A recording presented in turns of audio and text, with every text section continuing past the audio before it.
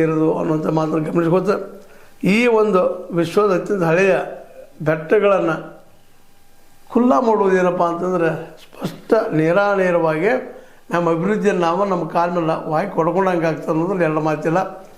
ಒಟ್ಟಾರೆಯಾಗಿ ಈ ಅರಾವಳಿ ಉಳಿಸಿ ಅನ್ನೋದೇನು ಚಳವಳಿ ಶುರುವಾಗ್ಯದ.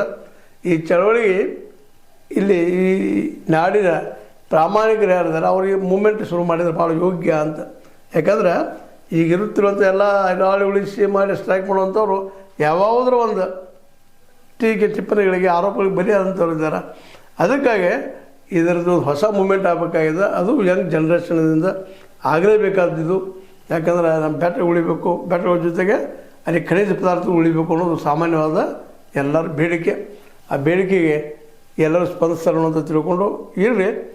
ಅರಾವಳಿ ಉಳಿಸುವಂಥ ಒಂದು ದೊಡ್ಡ ಮೂಮೆಂಟ್ ಆಗಲಿ. ಆದರೆ ಜನ ಬರೀ ಒಂದು ಏನೋ ಸಂದರ್ಭದಲ್ಲಿ ಮಾತಾಡಿ ಹೋಗೋದಾಗಬಾರ್ದು. ನಿರಂತರ ಹೋರಾಟ ಮಾಡಿ ಆದಷ್ಟು ತರುವಂಥ ಪ್ರಯತ್ನ ಮಾಡಬೇಕು. ಅರಾವಳಿ ಕಾಡುಗಳನ್ನು ಕಡಿಯೋದು ನಿಲ್ಲಿಸ್ಬೇಕಂತೇಳಿ ಈ ಮೂಲಕ ಅವರಲ್ಲೇ ಬೇಡ್ಕೊಳ್ತಾ ಆ ಒಂದು ನೆಲೆಯಲ್ಲಿ ನಮ್ಮ ಅರಾವಳಿ ಮತ್ತೊಮ್ಮೆ ಹೇಳುವಂಥದ್ದು, ಅರಾವಳಿ ಉಳಿದ ನಿಶ್ಚಿತವಾಗಿಯೂ ನಮ್ಮ ನಾಡನ್ನು ಉಳಿಸಿಕೊಳ್ಳುವಂಥ ಪ್ರಯತ್ನ ಮಾಡಬೇಕಾಗಿದೆ ಅಂತ ಹೇಳ್ತಾ ಈ ರಾಜಕಾರಣಿಗಳು ತಮ್ಮ ರಾಜಕೀಯ ವ್ಯವಹಾರ ಬಿಟ್ಟ ಪ್ರಾಮಾಣಿಕವಾಗಿ ಕೆಲಸ ಮಾಡಿ ದಿಶೆಯಲ್ಲಿ ಮತ್ತು ಉತ್ತಮ ಮಾಡ್ತಾ ಅರಾವಳಿ ಉಳಿಸಿ ಬರೀ ಬಾಯಲ್ಲಿ ಆಗಬಾರ್ದು, ಉಳಿಬೇಕದು ನಮ್ಮಲ್ಲಿ ಅಂತ ಹೇಳ್ತಾ ನಮ್ಮ ವಯಸ್ಸಿಗೆಲ್ಲ ಮಾತಾಡಿದ್ದೀನಿ. ನಿಮ್ಗೆ ಲೈಕ್ ಆಗಿರ್ಬೋದು, ಲೈಕ್ ಮಾಡಿರಿ, ಶೇರ್ ಮಾಡಿರಿ, ಕಾಮೆಂಟ್ ಮಾಡಿರಿ, ಜೊತೆ ಸಬ್ಸ್ಕ್ರೈಬ್ ಮಾಡಿ. H16 ನ್ಯೂಸ್ ಅರ್ಥ ಸಿದ್ದರಾಮಯ್ಯದು ಸತ್ಯದ ಕೈಗಾರನಡಿ. ವಂದನೆ.